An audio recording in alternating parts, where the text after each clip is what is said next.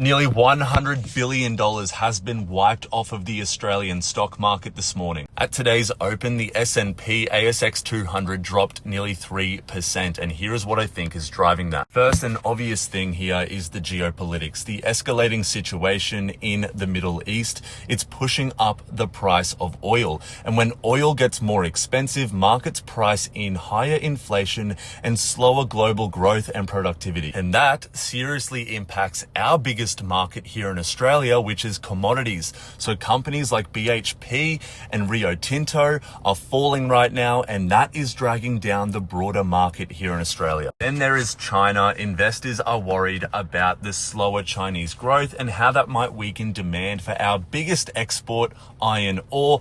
30% to 40% of all of Australia's exports are iron ore. And then you have good old interest rates. These higher oil prices will push up inflation globally, and that will create uncertainty around the Reserve Bank of Australia's next move. But here is the interesting question for Australians. Does something like this affect housing? Housing is a need, not a want. Regardless of what is going on in the world, people will always need somewhere to live. So as long as Australia's population continues to grow, there will be strong demand for housing, whether it's renting or buying. That is why many Australians still see property as a long-term wealth asset, even when global markets get shaky.